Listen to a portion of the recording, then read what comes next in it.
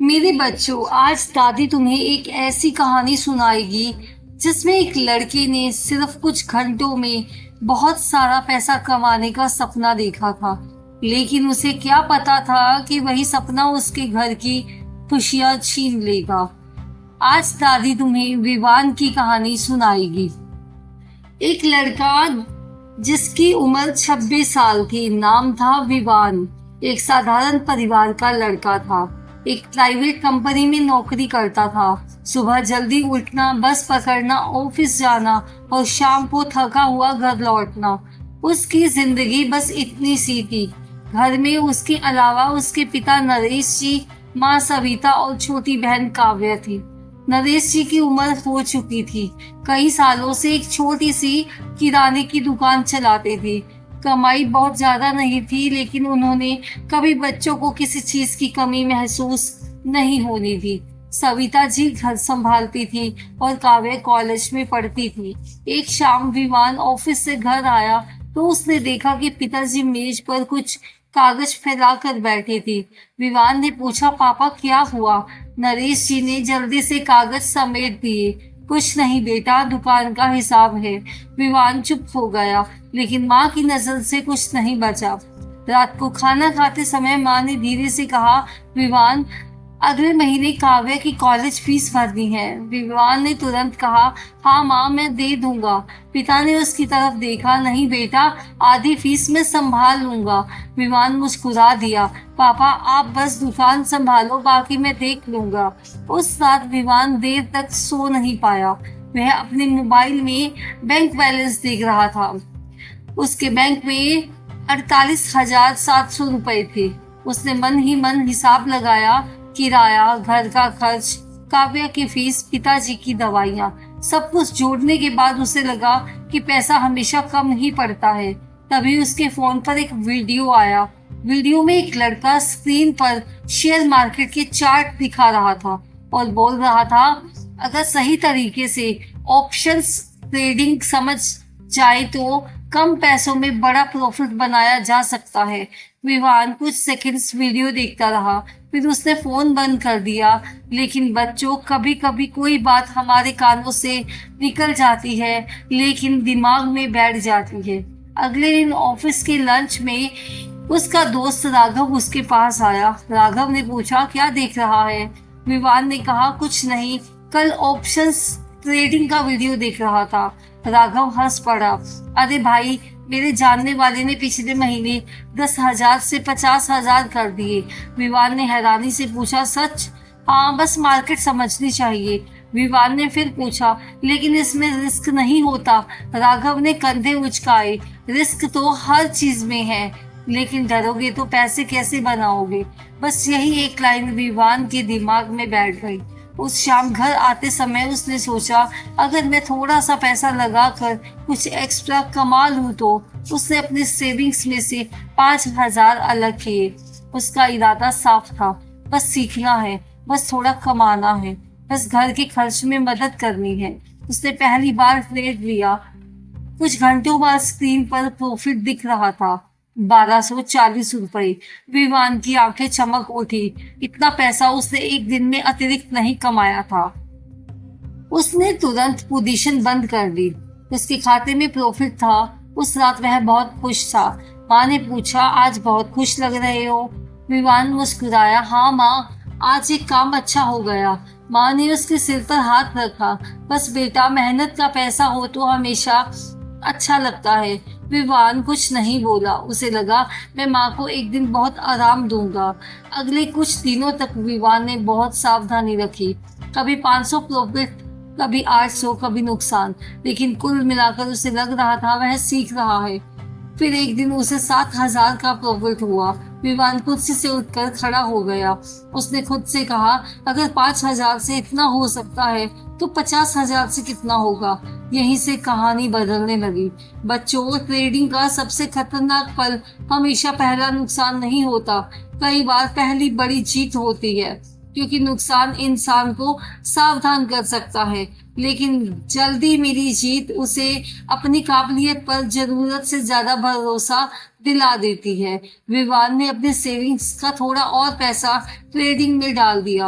अब वह चार्ट देखने लगा। सुबह उठते ही मार्केट, नाश्ता करते मार्केट, ऑफिस में काम करते हुए मार्केट, रात को सोने से पहले मार्केट। माँ आवाज देती, विवान खाना ठंडा हो रहा है। वह कहता, माँ बस 2 मिनट। काव्या कहती, भैया मेरे साथ बैठो ना। अभी नहीं काव्या। धीरे धीरे विवान घर में होते हुए भी घर से दूर रहने लगा। उसका शरीर कमरे में था, लेकिन दिमाग हमेशा मोबाइल की स्क्रीन में। एक दिन मार्केट अचानक उसके खिलाफ चली गई। उसे 12,000 का नुकसान हो गया। विवान परेशान हो गया। उसने मोबाइल टेबल पर पटक दिया। राघव का फोन आया। क्या हुआ? लॉस हो गया भाई, राघव ने कहा। कल रिकवर कर लेना।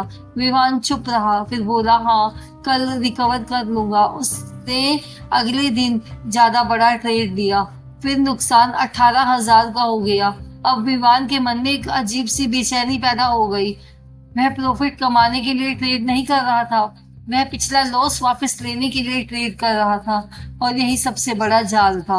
वह खुद से कहता, बस एक सही ट्रेड मिल जाए, बस एक और, बस आज का लॉस रिकवर हो जाए। लेकिन मार्केट उसकी जरूरत नहीं देखता था, उसे नंबर दिखते थे। 1 दिन, 2 दिन, 3 दिन, विवान का नुकसान बढ़ता गया।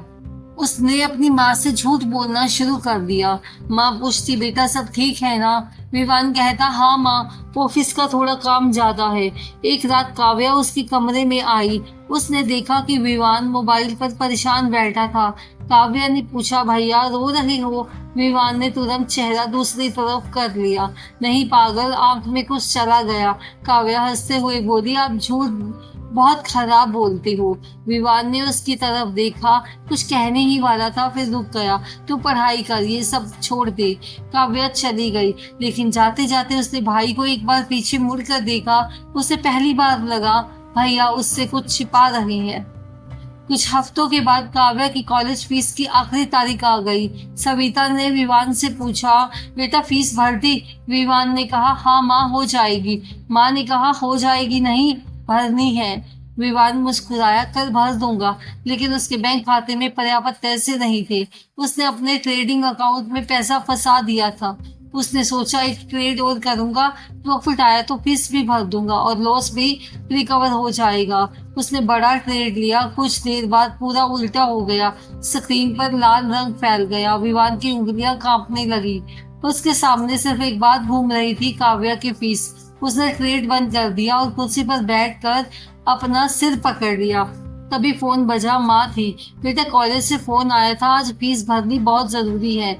विवान ने आंखें बंद कर ली। माँ मैं कर दूंगा। पक्का? हाँ माँ। फोन कट गया। विवान ने पहली बार महसूस किया वह सिर्फ अपना पैसा नहीं खो रहा था, अब उसके फैसलों में उसके परिवार की जरूरतें भी फंस चुकी थी। उस शाम पिता दुकान से लौटे तो उनके हाथ में एक पुरानी लोहे की पेटी थी। विवान ने पूछा, क्या है ये पापा? नरेश जी बोले, कुछ पुराने कागज हैं। विवान ने ध्यान नहीं दिया, लेकिन रात को उसने देखा कि पिताजी उसी पेटी से कुछ निकाल कर माँ को दे रहे थे। अगले दिन काव्या की फीस भर दी गई। विवान को आश्चर्य हुआ, माँ फीस कैसे भर गई? माँ ने कहा, पापा ने कर दिया। विवान पिता के पास गया। पापा आपने पैसे कहाँ से लिए? नरेश जी ने मुस्कुराकर कहा, जहाँ से पिता हमेशा लाता है, अपनी बचत से। विवान की नजर उनके हाथों पर गई।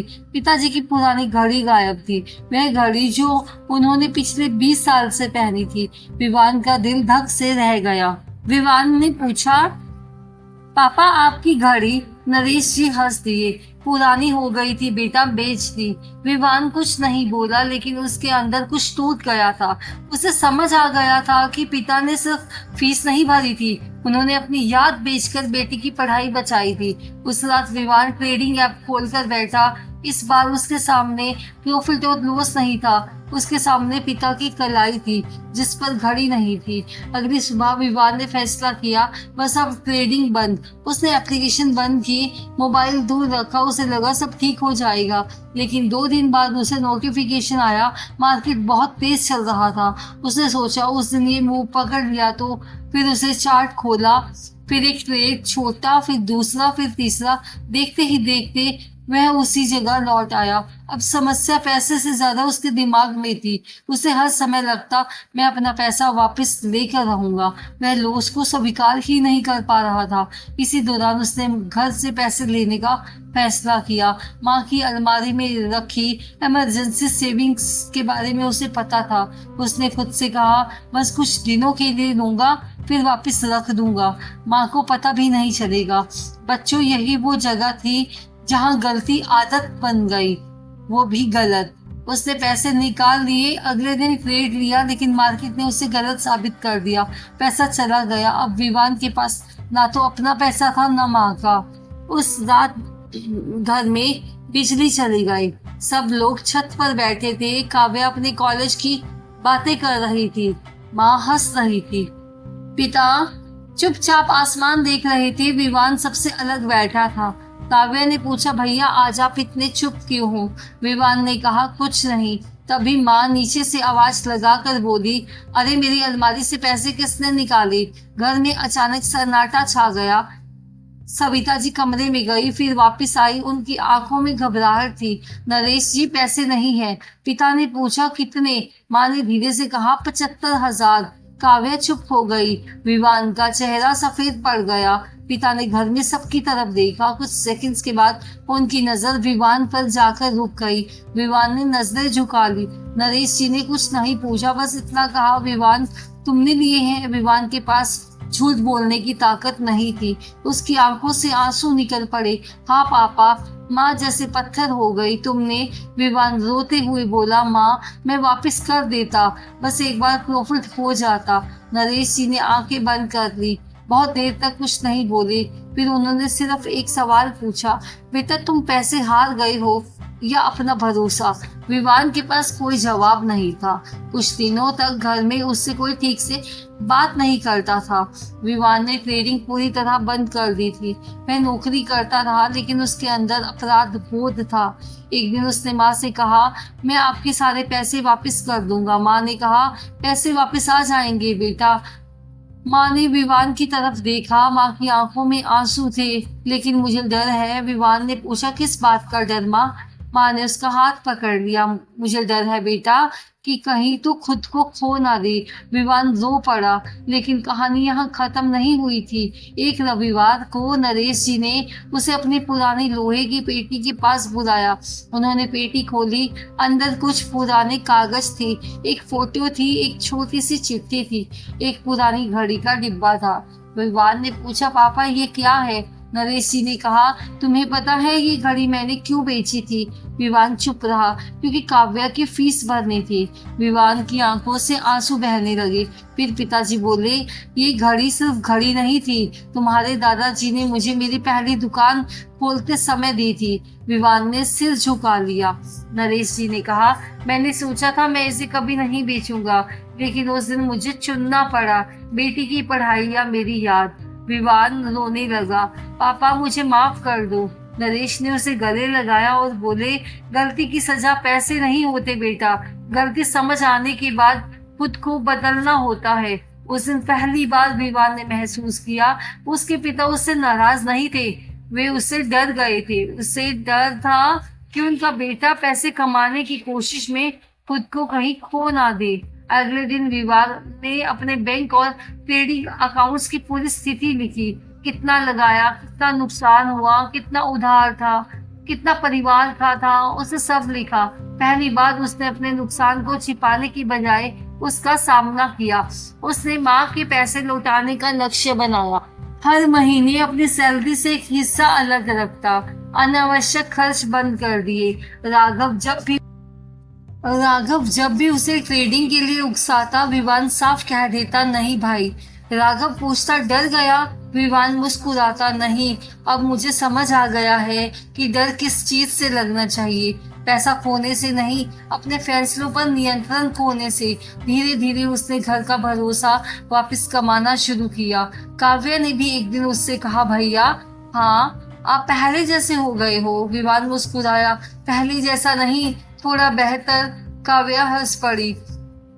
कई सालों के बाद समय बीत गया। विवान ने माँ के सारे पैसे वापस कर दिए। एक दिन वह घर आया तो उसके हाथ में एक छोटा सा डिब्बा था। उसने पिताजी को दिया। नरेश जी ने खोला, अंदर एक घड़ी थी। पिता ने उसे देखा और बोले, ये क्यों?